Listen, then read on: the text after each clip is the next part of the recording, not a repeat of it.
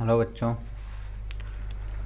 आज हम लोग डॉक्टर मनोहर रे प्रश्न नंबर 6D मेरी चल रही थी, तो हम लोग भाग 2 तक कंप्लीट कर लिए थे। आज हम लोग भाग 3 कंप्लीट करेंगे। तो भाग 3 में हम लोग क्वेश्चन 10 से सॉल्व करेंगे। क्वेश्चन 9 तक हम लोग भाग 2 में और भाग 1 में सॉल्व कर चुके थे। तो उसको आप लोग प्ले लिस्ट में जाके देख लीजिए, या उसका जो लिंक है मैं आई बटन पे दे दूँगा, तो आप लोग वहाँ से भी देख सकते हैं। तो क्वेश्चन 10 हम लोग स्टार्ट करें उससे पहले आप चैनल पे अगर पहली बार आए हैं तो चैनल को सब्सक्राइब कर लें और बेल आइकन को प्रेस कर लें। तो चलिए हम लोग स्टार्ट करते हैं क्वेश्चन 10। चित्र में त्रिभुज ए सी बी तथा ए पी क्यू समरूप हैं यदि बी सी बराबर 8 सेंटीमीटर, पी क्यू बराबर 4 सेंटीमीटर और बी ए बराबर 6.5 सेंटीमीटर और ए पी बराबर 2.8 सेंटीमीटर, तो सी ए तथा ए क्यू का मान ज्ञात कीजिए। तो हमें सी ए और ए क्यू की वैल्यू ज्ञात करनी है। तो चलिए हम लोग क्या करते हैं, हमको दिया क्या गया है कि जो त्रिभुज हैं, त्रिभुज ए सी बी कैसे हैं, समरूप हैं त्रिभुज ए पी क्यू के। ये त्रिभुज कैसे हैं, समरूप दिए गए हमको। अब समरूप अगर हमको दिए गए हैं तो हम लोग इनको इस तरीके से लिख सकते हैं। देखिए आप लोग, बी सी ये लेंथ, ओके। तो हम लोग क्या करेंगे, देखो ये लिखेंगे पी सी तो अपान में पी क्यू इक्वल, फिर ये ए सी तो अपान में हम इसको ले लेंगे किसको, ए पी को। तो क्या मिलेगा हमको, देखो ज़रा, बी सी की वैल्यू कितनी है 8 और पी क्यू की वैल्यू कितनी है 4, इक्वल क्या हो जाएगा ए सी और इसकी वैल्यू कितनी है 2.8। तो हम लोग इसको इधर मल्टीप्लाई करके ले जाएंगे तो ए सी बराबर हमको क्या मिलेगा यहाँ पे 8 इंटू 2.8 अपॉन कितना हो जाएगा 4, ये हम पॉइंट हटाएंगे तो अपॉन में आ जाएगा 10। तो इसको 4 जा ये 7 जा हो गया। तो इसका जब इंटू करेंगे कितना आएगा 56 अपॉन 10 होगा। तो ए सी बराबर क्या निकला है 55.6 सेंटीमीटर। तो ए सी की वैल्यू क्या निकली 5.6, ये निकल आई है। अब हम लोग पुनः फिर से ले लेते हैं क्या, क्योंकि अभी हमको ए क्यू निकालना है। तो हम लोग फिर से लिखेंगे, देखिए बी सी अपान में हम लोग वही पी क्यू लिख सकते हैं हम, इक्वल बी सी अपान में पी क्यू इक्वल हम लोग लिख सकते हैं ए बी तो अपान में ए क्यू। तो क्या होगा, देखो बी सी की वैल्यू कितनी दे रखी है हमको, बी सी की वैल्यू दे रखी 8, पी क्यू की वैल्यू 4, ए बी की 6.5 और ए क्यू की हमको पता नहीं, ये वैल्यू हमको दे रखी है। तो इसका इधर और इसका इधर मल्टीप्लाई होगा तो हो जाएगा 8 ए क्यू बराबर 6.5 इंटू 4 हो जाएगा। इसका पॉइंट हटाते हैं तो नीचे 0 एक आ जाएगा, 10 बन जाएगा। तो ए क्यू बराबर क्या होगा 64 इंटू 4 अपॉन 8 इंटू 10 बन जा, ये 2 जा। तो इसका जब हम मल्टीप्लाई करेंगे तो देखिए ये कितना हो जाएगा 65 अपॉन 2 इंटू 10। इसको हम लोग डिवाइड करते हैं 1 टाइम 3 टाइम, फिर ये 2 टाइम जाएगा 1 और ये हो गया 5। अब अपॉन में 10 है तो ए क्यू बराबर क्या आ जाएगा 3.25 सेंटीमीटर। तो ये मेरा आंसर हो गया। चलिए नेक्स्ट क्वेश्चन देख लेते हैं, क्वेश्चन नंबर 11।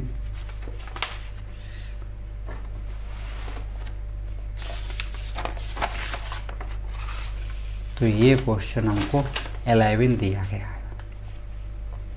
11 का फिगर है, ये पढ़ लेते हैं 11 क्वेश्चन में क्या है। 11 क्वेश्चन, एक त्रिभुज है ए बी सी की भुजाओं ए बी बी सी और सी ए के मध्य बिंदु क्या है, क्रमशः डी ई एफ हैं। तो त्रिभुज डी ई एफ और त्रिभुज ए बी सी के क्षेत्रफलों का अनुपात ज्ञात कीजिए। ये त्रिभुज है ए बी सी, इसके मध्य बिंदु हैं डी ई एफ। तो चलिए हम लोग देखते हैं। तो जो चीज़ हमको दिया है पहले उसको लिख लेते हैं।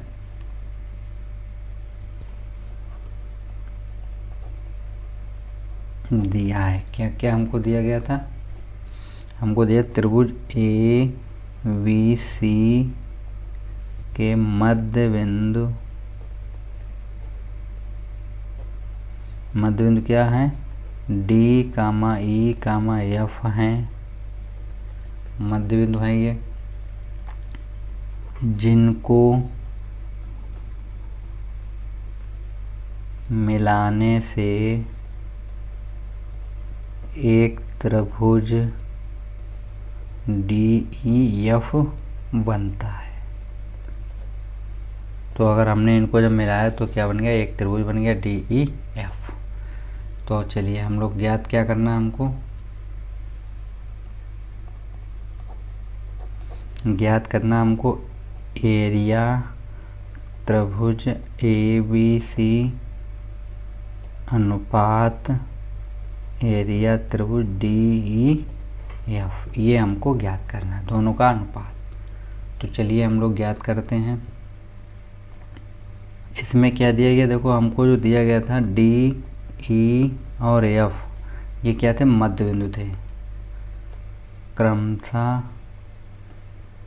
बी सी सी ए और ए बी। डी किसका है, बी सी का, एफ किसका है, ए बी का, और ई किसका है, ए सी का मध्य बिंदु है।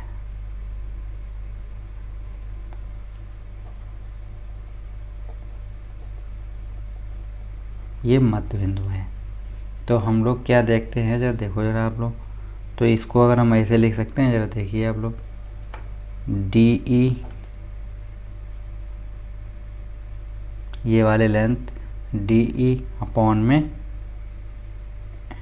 ए बी इक्वल क्या होगा, ई एफ, तो अपॉन में क्या होगा, B C equal F D, तो अपॉन में क्या होगा, ए सी। क्योंकि ये इसके लिए लंब है तो ये इसके लिए लंब है, और ये इसके लिए आधार है तो ये वाला इसके लिए आधार है, और ये इसके लिए कर्ण है तो ये भी इसके लिए कर्ण है।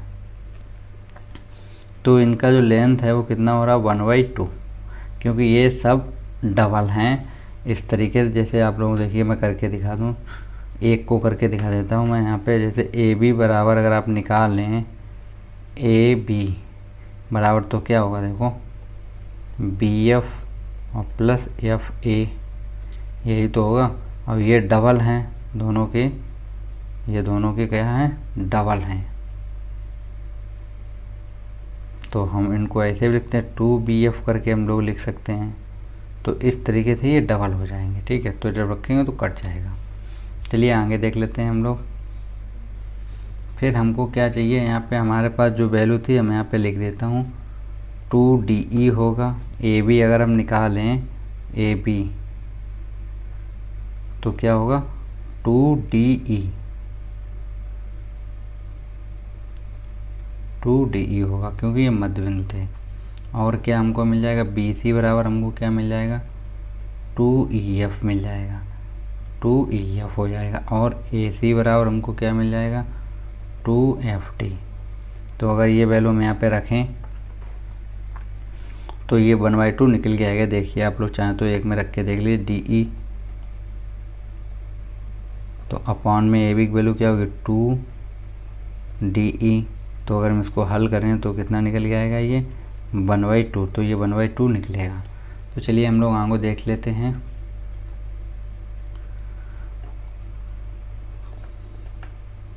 त्रिभुज के क्षेत्रफलों का अनुपात तो त्रिभुज क्षेत्रफलों का अनुपात हमें निकालना है, तो बराबर क्या होगा, बराबर होगा संगत भुजाओं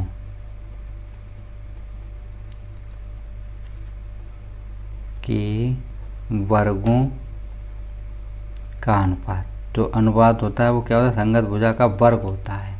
किसी भी त्रिभुज का आप समरूप का निकालो तो उसकी संग जो अनुपात होता है भुजा का, वो संगत भुजा का वर्ग होता है।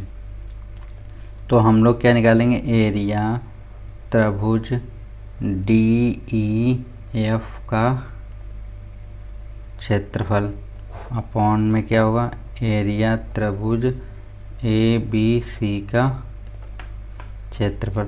तो हमें कोई सी भी लेंथ उठा लें यहाँ से, तो हम लोगों ने यही ले ली, DE का स्क्वायर हो जाएगा अपॉन में क्या होगा, AB का स्क्वायर। तो DE को हम लोग DE ही लिखते हैं, DE का स्क्वायर।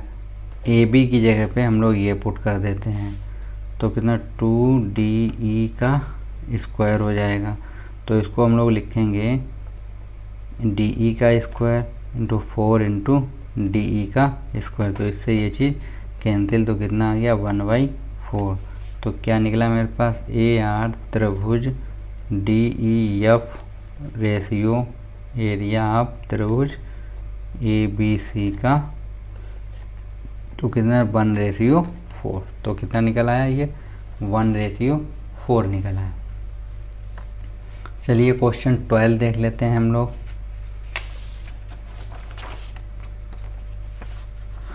तो ये क्वेश्चन मेरे पास 12 दिया गया है। ये क्वेश्चन इम्पोर्टेंट है, तो हमने इसको पहले ही लगा दिया है और हम आपको इसमें समझा देते हैं। तो क्वेश्चन 12 क्या है, किसी समलंब चतुर्भुज है एक ABCD में AB समांतर है DC, यदि AED तथा त्रिभुज BEC समरूप हैं। AED और BEC कैसे समरूप हैं, जहाँ बिंदु जो E है विकर्णों का कटान बिंदु है। तो सिद्ध कीजिए AD बराबर BC। तो हमको सिद्ध करना है AD बराबर BC को। तो हम लोग पहले जो दिया है उसको लिख लेते हैं। तो क्या दिया गया, हमको दिया ABCD एक समलंब चतुर्भुज है जिसमें AB समांतर है DC, AB समांतर है DC, और AED तथा त्रिभुज BEC समरूप हैं। AED और BEC कैसे हैं, समरूप हैं। और सिद्ध क्या करना, हमको सिद्ध करना, हमको AD बराबर BC, हमको प्रूफ करना है कि AD बराबर क्या है, BC है। तो चलिए हम लोग उपपत्ति डाल लेते हैं। तो क्या मिलेगा हमको, देखो A त्रिभुज जो है ACD तथा त्रिभुज BDC एक ही आधार CD, एक ही आधार क्या है दोनों का, CD है, CD के समांतर रेखाओं AB तथा DC के बीच बने हैं। AB समांतर DC के बीच बने हुए हैं ये, ठीक। तो हम लोग क्या करते हैं, त्रिभुज क्या होगा, ACD का क्षेत्रफल बराबर होगा BDC का क्षेत्रफल। ये दोनों क्षेत्रफल कैसे होंगे, बराबर होंगे। तो हम क्या करते हैं, दोनों पक्षों में त्रिभुज ECD का क्षेत्रफल घटा देते हैं। किसको, ECD। अगर ये ADC है, मान लीजिए ADC त्रिभुज है या ACD त्रिभुज है, अगर उसमें से हम लोग इसको हम लोग घटा देते हैं ECD को, इतना पार्ट अगर माइनस कर देते तो हमारे पास क्या बचा, AED, मतलब ये पार्ट बच जाएगा। तो हम लोग ये माइनस करते हैं दोनों तरफ। तो हमने क्या किया, त्रिभुज ACD का क्षेत्रफल माइनस कर दिया हमने त्रिभुज ECD, तो हमने ECD का क्षेत्रफल घटा दिया।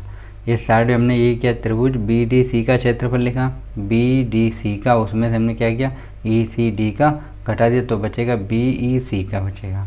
तो त्रिभुज ECD का क्षेत्रफल हम लोगों ने माइनस कर दिया। तो हमारे पास क्या बचा, जब हमने ये चीज़ की तो हमारे पास बचा AED। तो AED का क्षेत्रफल हम लिख लिया। तो AED का क्षेत्रफल बराबर क्या होगा, त्रिभुज BEC का, तो BEC का क्षेत्रफल बचा। अब हम लोग क्या देखते हैं, ये हमने इसको इस साइड जब लाएंगे तो हो जाएगा एरिया त्रिभुज AED अपॉन एरिया त्रिभुज BEC। तो क्या होगा, बराबर यहाँ पे कितना बचेगा, 1। इसको हम डाले समीकरण 1 और ये त्रिभुज कैसे थे, समरूप थे। त्रिभुज AED और समरूप था त्रिभुज BEC। ये क्वेश्चन में ही दिया गया था, दिया है, ये क्वेश्चन में दिया गया था। तो अब हम लोग क्या देखते हैं, तो समरूप त्रिभुज जो संगत भुजा, किसी भी संगत भुजा के वर्ग के बराबर होती है, ये हमको पता है। तो हम लोग क्या करते हैं, देखिए एरिया त्रिभुज AEC अपॉन में एरिया त्रिभुज BEC हम लोग लेते हैं। तो AD स्क्वायर हमने ले लिया, AD स्क्वायर ले लिया और अपॉन में BC स्क्वायर ले लिया। तो AD square upon BC square, ये हो गया समीकरण 2। अब समीकरण 1 और 2 से एक साइड इक्वल है तो दूसरी साइड भी इक्वल होगी। तो समीकरण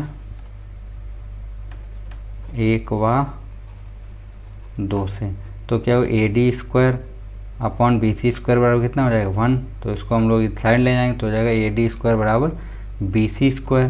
तो दोनों तरफ स्क्वायर तो हम लोग लेंगे वर्ग मूल लेने पर, तो क्या होगा, AD बराबर BC हो जाएगा। तो यही हमको प्रूफ करना था।